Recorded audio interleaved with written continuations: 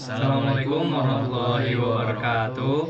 Di sini kami dari kelompok Mr. P akan menjelaskan penerapan algoritma random forest dalam klasifikasi gaya hidup berdasarkan pola keuangan. Namun sebelum kita masuk ke materi, izinkan kami menggunakan nama-nama dan juga NIM kami masing-masing. Yang pertama ada saya sendiri, nama saya Muhammad Rifki Rahman dengan NIM 1924-1006. Perkenalkan, nama saya sendiri Putra Nabi Lukas dengan NIM 1924-0936. Izin memperkenalkan diri, saya Muhammad Reza Ilham dengan NIM 1924-1000. Baik, itu nama-nama dari anggota kelompok kami. Tanpa berlama-lama, kita langsung masuk ke materi pertama, yaitu bab 1. Baik, di sini saya akan menjelaskan di bab 1 yaitu Business Understanding. Nah, adapun latar belakang dari penelitian tugas ini yaitu perkembangan gaya hidup masyarakat saat ini semakin berpengaruh oleh pola pengelolaan keuangan individu. Tingkat pendapatan, kebiasaan pengeluaran, serta kemampuan menabung menjadi indikator penting yang mencerminkan apakah seseorang memiliki gaya hidup hemat, seimbang, atau konsumtif. Namun, dalam praktiknya, identifikasi gaya hidup seringkali dilakukan secara subjektif sehingga rentan terhadap kesalahan penilaian dan tidak berbasis data yang terukur. Permasalahan utama yang dihadapi adalah belum adanya mekanisme klasifikasi gaya hidup yang sistematis dan objektif berbasis data keuangan. Padahal, klasifikasi yang akurat diperlukan untuk mendukung pengambilan keputusan di berbagai bidang. Contohnya yaitu di perancangan keuangan, edukasi, literasi keuangan, maupun perumusan kebijakan berbasis perilaku konsumsi masyarakat. Dengan mengambil kesimpulan dari proses data analisis, diharapkan kami sebagai mahasiswa dapat mengambil keputusan berdasarkan informasi yang didapat dari data ini. Nah, yang kedua ada identifikasi permasalahan bisnis, yaitu bagaimana agar dapat mengetahui klasifikasi antara faktor-faktor yang berpotensi mempengaruhi tingkat gaya hidup dengan gaya hidup individu tersebut. Nah, yang kedua itu bagaimana agar kumpulan data ini dapat berubah menjadi informasi yang dapat dimanfaatkan oleh pengambil keputusan, suatu instansi keuangan, atau bahkan pemerintah agar mengedukasi masyarakat tentang menekan gaya hidup di luar batas kemampuan individu tersebut. Nah, di sini ada asumsi. Nah, selama kami menganalisis data sekunder ini dengan teman-teman yang lain, kami berasumsi bahwa dataset yang kami analisis ini dapat dipercaya keasliannya. Karena selama kami menganalisis data ini, kami berasumsi bahwa dataset memiliki representasi yang valid terhadap populasi yang dipelajari, sehingga pola yang ditemukan dalam analisis bisa diaplikasikan untuk membuat klasifikasi atau kesimpulan yang relevan dengan dunia nyata. Adapun kebutuhan atau sumber daya. Nah, sini pertama itu ada data sekunder yang diunggah oleh Aryan Kumar di Kaggle. Nah, data ini memuat 16 kolom dan tidak memiliki primary key secara eksplisit. Data yang kami gunakan saat diproses ini berisi 16.000 baris.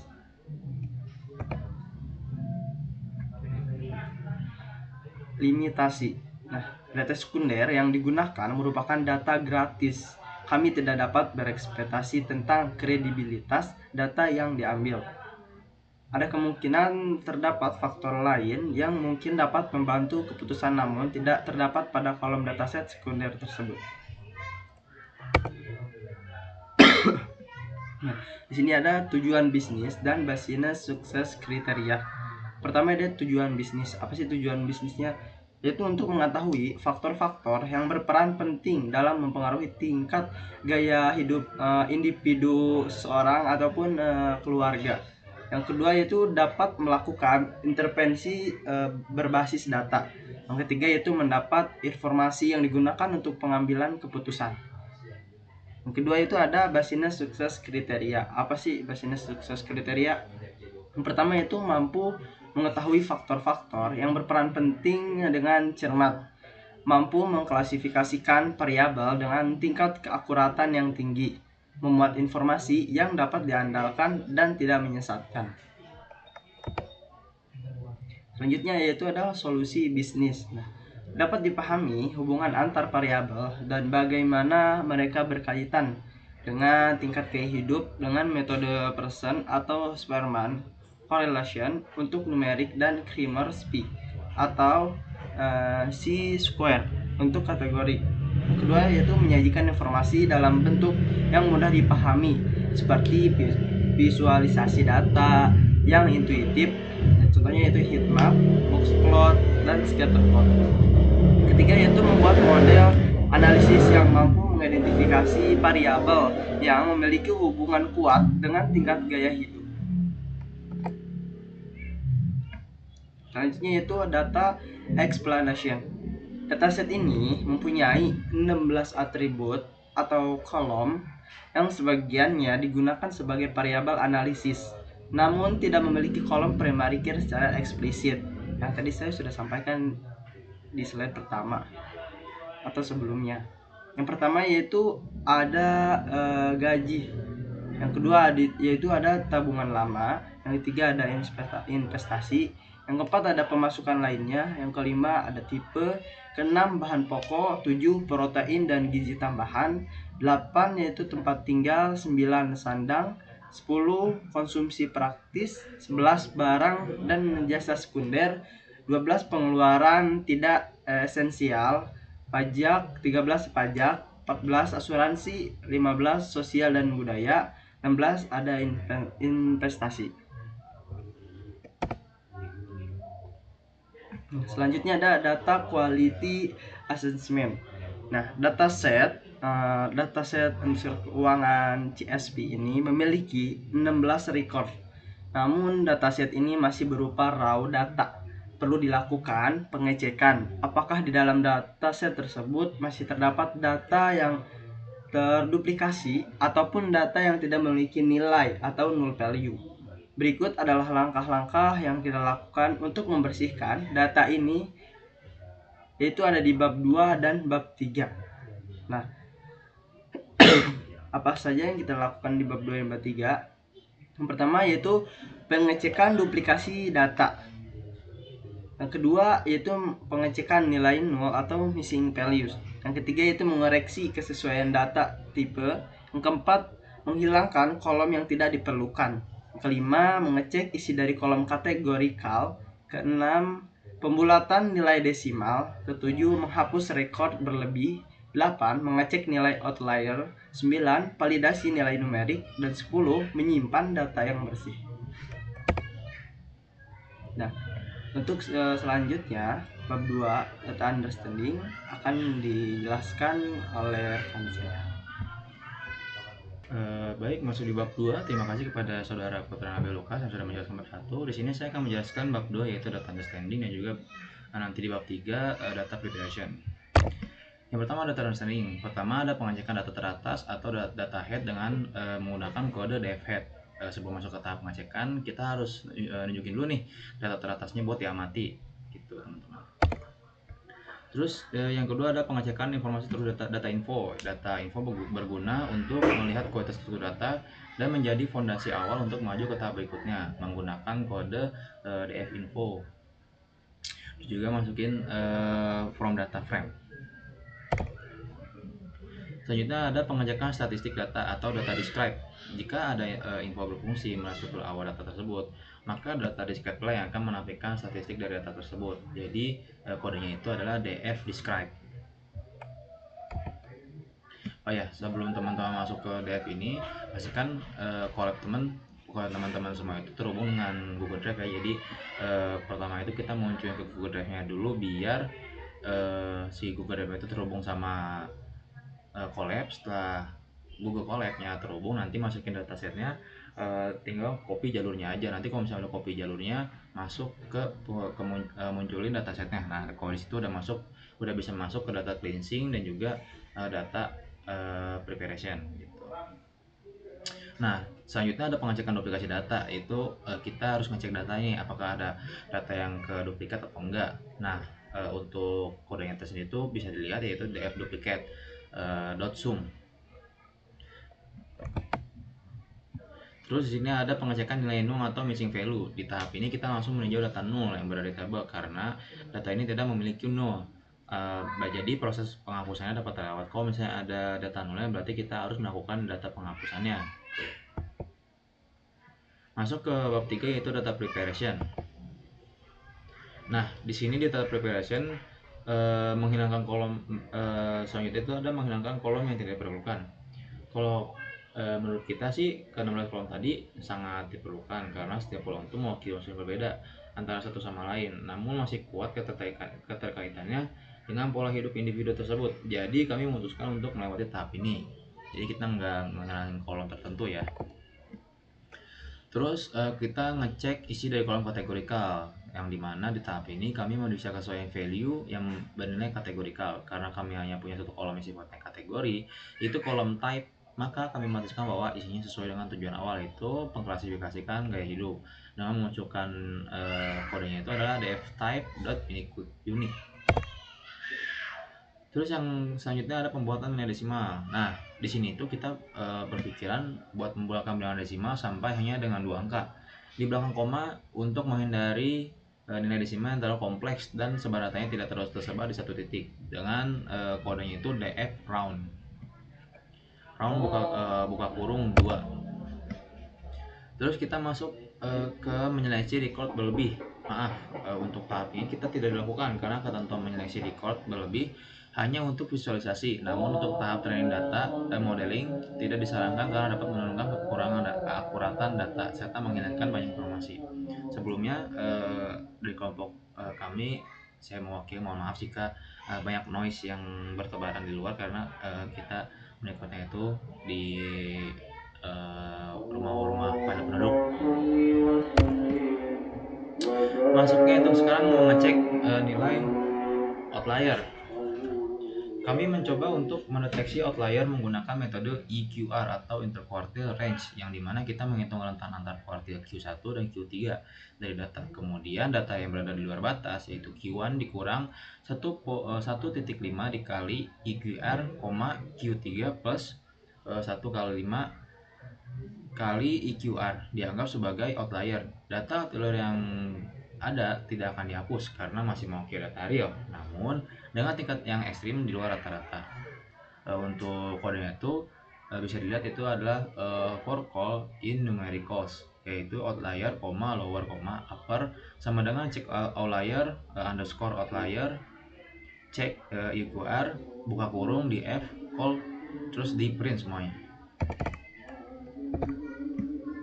Yang selanjutnya adalah validasi nilai numerik. Validasi ini berhubungan dengan deteksi outlier sebelumnya. Dikarenakan terdapat outlier, kita harus melakukan cek terhadap nilai numerik agar nilainya pasti valid dan tidak menyesatkan. Di sini terlihat bahwa nilai min tidak jauh berbeda dengan nilai median.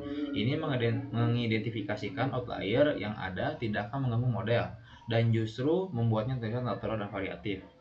Di sini bisa dilihat sendiri untuk datanya ada di sebelah kanan. Selanjutnya itu menyimpan data bersih. Setelah dibersihkan seharusnya kita tuh menyimpannya agar data tersebut tidak hilang. Dengan kodenya itu df2csv. Terus kasih indeks sama dengan false dan juga encoding UTF-8.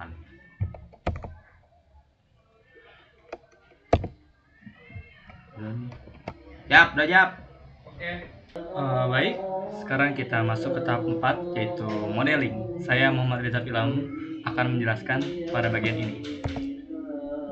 Pada pertama, kita akan menentukan dulu apa saja library source yang akan kita masukkan ke dalam Google Colab ini atau dalam dataset ini untuk melakukan proses modeling ini. Yang pertama ada library source OS, yaitu library yang berfungsi untuk mengakses fungsi sistem operasi, membaca file, membuat folder, dan cek path. Yang kedua ada math yang berfungsi sebagai operasi matematika dasar seperti SQRT, cell, floor, sine, cosine, dan sebagainya. Yang ketiga ada pandas ASPD library utama untuk memanipulasi dataset berbasis tabel atau data frame. Yang keempat, ada NumPy as NP. Library ini berfungsi untuk operasi numerik tingkat tinggi, array multidimensi, operasi linear, algebra dasar. Yang kelima ada Matplotlib Pyplot as PLT, berfungsi untuk visualisasi dasar, bar chart, scatter, histogram, dan line chart. Lalu ada Seaborn as SNS yang berfungsi untuk visualisasi statistik yang lebih estetik seperti heatmap, box plot, violin plot, atau pair plot. Yang ketujuh ada label encoder. Fungsinya adalah mengubah kategori menjadi angka atau label encoding untuk input model ML. Yang ke-8 ada simple putter, yang dimana library ini berfungsi untuk mengisi nilai hilang atau missing values dengan metode tertentu, yaitu seperti main, median, modus, atau konstanta. Yang ke-9 adalah cara kita melakukan data training, yaitu train, test, split, yaitu memecah dataset menjadi data latih dan data uji. Yang ke-10 adalah decision tree classifier. Nah, ini adalah model klasifikasi berbasis pohon keputusan. Lalu ada akurasi score, yang dimana adalah akurasi model klasifikasi. Lalu ada classification report, lalu ada confusion matrix, lalu ada PCA atau principal component analysis yang berguna untuk reduksi dimensi data sambil mempertahankan varian terbesar. Yang ke-15 ada model utama kita, yaitu random forest classifier, yaitu model ensemble berbasis banyak pohon keputusan atau bagging. Yang terakhir ada erosi curve yang berguna untuk mengukur kemampuan model, membedakan kelas positif dan negatif, dan beberapa library lainnya yang tidak bisa disebutkan secara menyeluruh. Lanjut, yang pertama tahap yang akan kita lakukan untuk melakukan modeling adalah melakukan data training. Nah, berikut adalah tahapan-tahapan dalam melakukan data training, yaitu yang pertama adalah memisahkan kolom fitur dan target. Ini berguna agar tidak terjadi data yang menyatu tapi tidak konsisten. Jadi kita akan memisahkan dulu kolom fitur menjadi X dan Y menjadi DF tipe.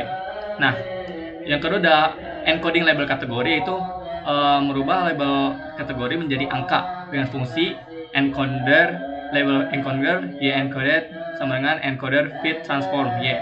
Lalu ada normalisasi fitur yang berguna untuk menjadikan fitur menjadi standar dan tidak acak-acakan dengan scalar standar scalar. Yang keempat adalah split data train dan test dengan cara train x test, y train, y test, dan train test split, xscale, yencode, train test 0 dengan random state 42 dan modelnya adalah 80/20. Yang kelima ada training model, yaitu menggunakan random forest. Di sini kita memasukkan model dari modeling yang akan kita pakai, yaitu random forest dengan random state sama 42. Yang keenam ada prediksi untuk memprediksi nilainya. Lalu ada evaluasi model yang digunakan untuk mengevaluasi model yang akan kita buat. Selanjutnya ada data training. Inilah hasil data yang berhasil kita olah. Nah, bisa kalian lihat di sini angka-angkanya itu ditunjukkan dengan akurasi yang sangat tinggi, yaitu menunjukkan angka persen yang berjumlah 94. Di mana angka 94% ini menunjukkan bahwa model kami itu memiliki akurasi atau performa yang sangat tinggi. Nah, apa saja yang menjadi tolak ukur keseimbangan atau tingginya sebuah akurasi ini, yaitu adalah dataset yang seimbang atau balance data. Dari kolom supportnya, yaitu boros ada 1063 data, hemat 1021 data, dan 1000 normal di 1096 data. Nah, jumlah datanya itu sangat seimbang. Jadi ini sangat bagus karena model tidak bias ke satu luas tertentu, hanya karena datanya lebih banyak. Lalu ada visualisasi data, yaitu confusion matrix. Nah, di sini kita bisa melihat adalah sebuah confusion matrix yang berguna untuk pasangan visual dari tabel-tabel angka atau classification report yang kita buat sebelumnya. Dimana kita melihat di sini sangat bagus ya angkanya, di angka biru yang ada di tengah, dan itu sangat bagus. Lalu ada visualisasi data feature importance, yang dimana di sini kita menganalisis fitur-fitur apa saja yang paling penting dan berpengaruh dalam penggunaan model ini. Yang dimana di sini adalah ada kolom tabungan atau investasi sebagai atribut terbaik atau atribut yang paling berpengaruh dalam modeling ini, yang menjadi tolak ukur paling tinggi dalam modeling ini. Lalu ada yang kedua ada konsumsi praktis, yang ketiga ada barang dan jasa sekunder, yang keempat ada pengeluaran tidak esensial, kelima pajak, keenam asuransi, ketujuh sosial dan budaya, kedelapan gaji, kesembilan tempat tinggal, kesepuluh investasi, kesebelas protein dan gizi tambahan, kedua belas bahan pokok, ke-13 tabungan lama, lalu ada pemasukan lainnya dan sandang. Ini adalah atribut-atribut yang menjadi tolak ukur dari sebuah modeling ini, dengan yang paling tinggi adalah tabungan dan investasi, dan yang paling rendah adalah di sandang. Oke. Lanjutnya adalah visualisasi data erosi curve. Nah, di sini erosi curve itu berfungsi untuk membuat visualisasi kurva erosi atau reservoir operating characteristics untuk masalah klasifikasi multi-kelas atau lebih dari 2 kategori target. Tujuan utama dari visual erosi curve ini adalah untuk melihat seberapa pintar model yang kita buat dalam membedakan antar kelas. Misalnya, di sini kami melakukan 3 klasifikasi, yaitu kelas boros, hemat, dan kelas normal. Nah, di sini model erosi curve ini bisa bekerja dengan baik. Dengan kita bisa melihat di grafiknya itu titik-titik itu sebagai standar model, dan jika melebihi dari titik-titik atau di segitiga atas itu modelnya terhitung baik, dan di bawah titik-titik atau garis segitiga bawah itu adalah contoh erosi yang buruk. Di sini kita bisa melihat yaitu garis biru mewakili klasifikasi boros sangat bagus di angka 1 di bagian atas pojok kiri di true positive rate, dan garis hijau berada di 0,99 di true positive rate dan normal di 0,98. Jadi model ini bisa bekerja sangat baik untuk membedakan mana kelas boros, normal, dan juga hemat. Next ada visualisasi data F1 score. Nah, F1 score ini berfungsi untuk mengevaluasi kinerja model klasifikasi dan memvisualisasikan nilai F1 score untuk setiap kelas target. Tujuannya adalah untuk menghitung metrik performa, yaitu precision, recall, F1 score, dan akurasi berdasarkan hasil prediksi Y-Pred dibandingkan dengan data asli Y-test. Di sini kita bisa melihat ya, F1 score-nya itu sangat baik, di mana jika grafik bar makin tinggi menyentuh angka 1 itu maka makin tinggi, dan di sini kita bisa melihat bahwa klasifikasi boros, hemat, dan normal sangatlah tinggi atau bisa dibilang sangat bagus di F1 score-nya. Next, di sini kita melihat heatmap correlation. Nah, heatmap correlation adalah sebuah visualisasi yang bertujuan untuk mendeteksi dan menampilkan heatmap korelasi fitur numerik yang paling berpengaruh, yaitu top 20 fitur dengan korelasi tertinggi terhadap fitur lain. Ini adalah bagian dari eksplorasi data untuk memahami hubungan antar variabel. Maaf gambarnya agak terpotong, tapi di bagian bawah itu ada keterangan yang sama persis dengan yang di samping kiri, yang dimana jika dia menyentuh ke angka mendekati 1 atau paling tinggi 0,90-an itu maka memiliki korelasi yang sangat tinggi. Sebaliknya, jika di bawah 0,50 atau mungkin 00 itu sangat berkorelasi sangat buruk. Nah, jika di angka 1 maka tidak berkorelasi sama sekali. Jika di angka 1 maka itu tidak valid karena itu adalah variabel yang sama. Nah, di sini kita bisa melihat ya, fitur-fitur dan korelasi yang diberikan itu sangatlah sesuai, yang dimana seperti gaji dengan gaji itu memiliki tingkat korelasi yang 1 atau terlalu sempurna, yang dimana ya memang gaji dan gaji pasti sama. Yang kedua, ada gaji dengan tempat tinggal yang sangat berkorelasi besar, karena jika gaji semakin tinggi kemungkinan tempat tinggal juga semakin bagus. Itu sangat sesuai, dan juga beberapa korelasi lainnya yang tentunya itu mewakili dari sebuah korelasi antar fitur yang ada dalam dataset ini. Lalu next ada distributed data density, yaitu kode yang digunakan untuk memvisualisasikan distribusi masing-masing fitur numerik pada dataset, dipisahkan berdasarkan kolom kategori bernama tipe. Formatnya adalah 4 grafik KDE atau Kernel Density Estimation, masing-masing satu fitur. Nah, ini adalah grafiknya. Di sini kita bisa melihat ya, distribusi berdasarkan gaji dan tipe. Distribusi gaji berdasarkan tipe. Di sini kita bisa melihat jika orang boros itu memiliki gaji yang rentangnya tuh ada yang tinggi juga ya. Jadi untuk gaji ini sebenarnya variasinya banyak. Jadi untuk boros juga ada yang memiliki gaji tinggi, hemat juga sama, dan normal pun sama. Nah, di sini ada distribusi tabungan lama berdasarkan tipe. Nah, di sini untuk yang hemat itu tentu mempunyai tabungan yang sangat tinggi ya, seperti yang ada dalam gambar ini. Nah, ini ada distribusi investasi, lalu ada distribusi pemasukan. Nah, lalu sekarang ada di box plot rasio pengeluaran tidak rasional. Nah, di sini saya hanya mengambil satu contoh dari box plot, yaitu pengeluaran tidak rasional. Nah, tujuannya adalah mengelompokkan data berdasarkan tipe, misalnya tipe A, tipe B, dan lain-lain. Lalu kedua, menampilkan sebaran nilai rasio dalam bentuk box plot untuk tiap tipe. Yang ketiga, box plot memudahkan untuk melihat median rasio, rentang IQR, outlier di tiap kelompok, dan perbandingan pola pengeluaran antar tipe. Nah, bisa kita lihat di sini, yaitu orang-orang di kelas normal itu memiliki rasio pengeluaran yang cenderung agak sedikit boros, namun tetap di angka belum mencapai 0,10, yang dimana itu masih normal. Sedangkan yang hemat itu sangat rendah, bahkan hanya sejajar di 0,5. Sedangkan untuk kelas boros itu sangat tinggi ya. Mungkin tidak setinggi yang lain, tapi bisa terlihat di sini banyak outlier. Outliernya ini sampai menyentuh di angka 0,30 plus. Nah, di sini adalah all time outliernya, yang dimana itu mengklasifikasikan bahwa banyak sekali para individu yang sangat boros sampai keluar dari jalur rata-rata. Dan di sini orang yang normal juga ada yang boros, namun tidak sebanyak itu, dan orang hemat cenderung oke sekali dan sangat berada dalam jalur hematnya. Lalu next ada PCA atau Principal Component Analysis.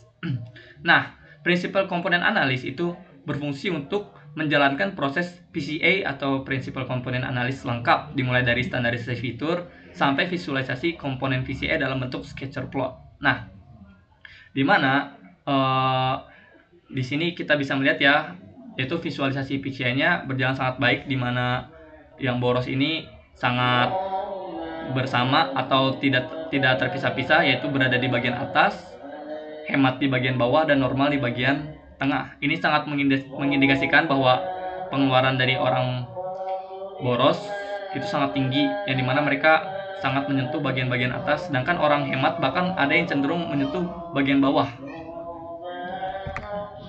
Nah, kita sudah berada di tahap kesimpulan. Nah, kesimpulan yang kami ingin sampaikan adalah pengolahan data dalam proyek ini dilakukan dengan sangat sistematis dan menyeluruh. Tahapan dimulai dari pembersihan data atau data cleansing atau data cleaning dengan menghapus duplikasi, mengatasi nilai kosong atau missing values, mengoreksi tipe data, serta menyaring kolom yang dianggap tidak relevan. Proses dilanjutkan dengan validasi data kategorikal, pembulatan desimal untuk konsistensi, serta identifikasi dan analisis terhadap outlier dengan metode IQR. Selanjutnya, dilakukan analisis deskriptif dan korelasi antar variabel untuk mengidentifikasi faktor-faktor yang memiliki hubungan signifikan dengan hasil akademik siswa dengan hasil keuangan menggunakan korelasi Pearson dan Kramersby. Secara umum, pengolahan dataset ini berhasil menghasilkan dataset yang bersih, relevan, dan siap digunakan untuk analisis lebih lanjut. Lalu kesimpulan proyek ini adalah hasil analisis memungkinkan pengambilan keputusan berbasis data baik oleh analis keuangan, analis bisnis, instansi, sampai pemerintah. Dataset ini menggunakan data yang pasti dan teruji. Proyek ini terus relevan dalam konteks keuangan secara umum dan menunjukkan potensi besar penggunaan data science untuk meningkatkan mutu keuangan atau pola gaya hidup. Dan saran bagi teman-teman yang ingin melanjutkan dataset dengan tema mirip-mirip seperti ini, yang pertama adalah kenali dataset terlebih dahulu sebelum menggunakan kemampuan analisis dan logika individu. Yang kedua adalah cari dataset yang layak untuk dianalisis. Dalam kasus kualifikasi, dataset yang layak adalah data yang mempunyai korelasi pada kolomnya. Gunakan heat map untuk mengetahui tingkat korelasi. Yang ketiga, jangan bergantung pada modul, karena eksplorasi adalah kunci bagi ilmu pengetahuan. Karena di zaman sekarang kita tahu sendiri ya, manusia itu dipermudah juga dengan bantuan dari AI. Jujur, untuk tugas proyek ini juga saya banyak dibantu oleh enterprise ke teknologi yang bernama AI juga, dan itu sangat membantu kita. Jadi tidak ada kata untuk tidak melakukan eksplorasi. Yang terakhir adalah coba kolaborasikan satu model dengan model lainnya. Misalnya hasil dari klasifikasi ikan ini bisa dijadikan regresi untuk kebutuhan prediksi bisnis atau semacamnya. Baik, terima kasih atas perhatiannya yang sudah menyimak video dari kami. Mohon maaf jika dari sikap kami di video ini kurang mengenakan. Atas perhatiannya kami mengucapkan wassalamualaikum warahmatullahi wabarakatuh.